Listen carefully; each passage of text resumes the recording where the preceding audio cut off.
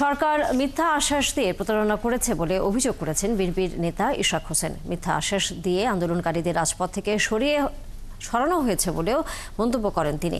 বুধবার নগর ভবনে আন্দোলনকারীদের সাথে যোগ দিয়ে এসব কথা বলেন ইশরাক হোসেন। দুদক যেন নগর ভবন এবং স্থানীয় সরকার মন্ত্রণালয় তদন্ত করে দুর্নীতিবাজদের বিরুদ্ধে ব্যবস্থা গ্রহণ করে সেই আহ্বান জানান তিনি। এ সময় ইশরাক হোসেন মশা নিধন কর্মসূচি আনুষ্ঠানিকভাবে উদ্বোধন করেন।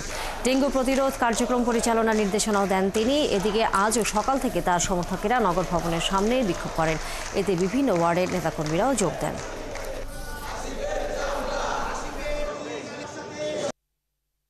আমরা জনদুর্ভোগের কথা চিন্তা করে আমরা রাজপথ ছেড়ে দিয়ে চলে আসি এবং আমরা আশা করেছিলাম যে সরকার হয়তো একটা যৌক্তিক সমাধানের দিকে এই আন্দোলনটাকে নিয়ে যাবে এবং এটা একটা যৌক্তিক পরিণতি দ্বারা ঘটাবে। আমরা যেদিন থেকে আন্দোলন শুরু করেছি আমরা 1 সেকেন্ডের জন্য ঢাকা দক্ষিণ সিটি কর্পোরেশনের কোনো একটি জরুরি সেবা 1 সেকেন্ডের জন্য বন্ধ করা হয় নাই। উপরন্তু আমরাই নিশ্চিত করেছি যাতে এই সেবাগুলো চালু থাকে, এই সেবাগুলো যাতে জনগণের দুর্ভোগের সৃষ্টি না হয়। দর্শক, এ বিষয়ে আরো খবর জানাতে যুক্ত হচ্ছেন সহকর্মী সবুজ মাহমুদ।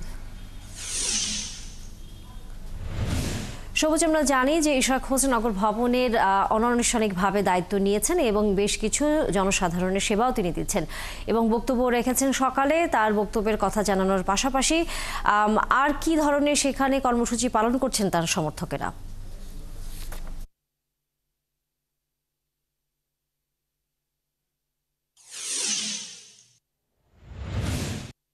তানিয়া, ইঞ্জিনিয়ার ইশরাক হোসেনকে ঢাকা দক্ষিণ সিটি কর্পোরেশনের মেয়র হিসেবে শপথ গ্রহণ এবং দায়িত্ব দেওয়ার যে দাবি জানিয়ে গত 1 মাসেরও বেশি সময় ধরে তার সমর্থকরা আন্দোলন চালিয়ে যাচ্ছেন, তারই অংশ হিসাবে আজকে সকাল থেকেই কিন্তু তার সমর্থকরা নগর ভবনের সামনে এবং বারান্দায় অবস্থান নিয়ে আন্দোলন চালিয়ে যাচ্ছেন এবং তাদের এই আন্দোলন একটি দাবি, তাদের মেয়র হিসেবে যাকে নির্বাচিত করেছেন তারা সেই ইঞ্জিনিয়ার ইশরাককে যেন অবিলম্বে শপথ গ্রহণ এবং দায়িত্ব দেওয়া হয়।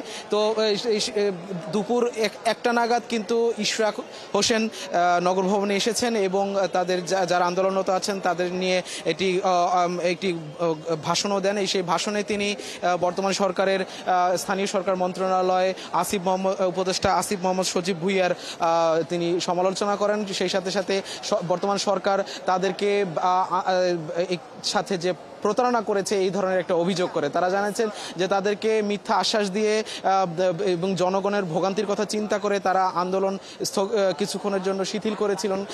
ঈদের আগে সেই আন্দোলন স্থগিত করে, তো পরবর্তীতে সেই আন্দোলন আবারও চলমান রেখেছেন, কারণ তাদের যে নেতা সেই ইশরাক হোসেনকে ঢাকা দক্ষিণ সিটি কর্পোরেশন মেয়র হিসেবে দায়িত্ব না দেওয়ার কারণে অনেকটা অনানুষ্ঠানিকভাবে কিন্তু তিনি দায়িত্ব গ্রহণ করেছেন এবং বিভিন্ন ওয়ার্ডের নেতাকর্মী এবং বিভিন্ন ওয়ার্ডের যে সচিব আছেন তাদেরকে এবং কর্মচারীদেরকে আজকে জেনেছি আমরা যে মশক নিধন কর্মকর্তা যারা আছেন, সুপারভাইজার যারা আছেন তাদের সাথে কথা বলে মশক নিধন কর্মসূচিরও কিন্তু উদ্বোধন করেন এবং ইশরাক হোসেন বলেছেন যে বর্তমান যে স্থানীয় সরকার মন্ত্রণালয়ের যে কর্মচারী আছেন তারা দুর্নীতি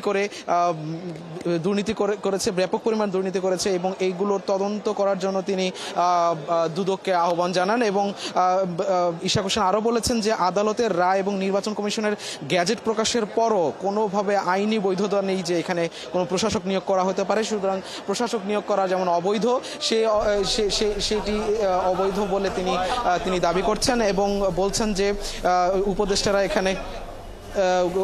উপদেষ্টারা এখানে ব্যাপক দুর্নীতি করেছেন, সেই দুর্নীতির যেন সঠিক তদন্ত হয় এবং সেই তদন্তের মাধ্যমে সেই দুর্নীতিগুলো বের করে তাকে জনগণ যে রায় দিয়েছেন যে ইশরাক হোসেন যে মেয়র সেই হিসাবে শপথ করার জন্য তিনি সরকারের কাছে আহ্বান করেছেন এবং আজকে কিন্তু উনি মশক নিধন কার্যক্রম উদ্বোধনের পাশাপাশি বর্তমান যে ডেঙ্গু পরিস্থিতি সেই ডেঙ্গু পরিস্থিতি যেন নিয়ন্ত্রণ করা হয় সেই জন্য কর্মকর্তা এবং সিটি কর্পোরেশন যারা দায়িত্বে আছেন তাদের সবাইকে নির্দেশনা দিয়েছেন।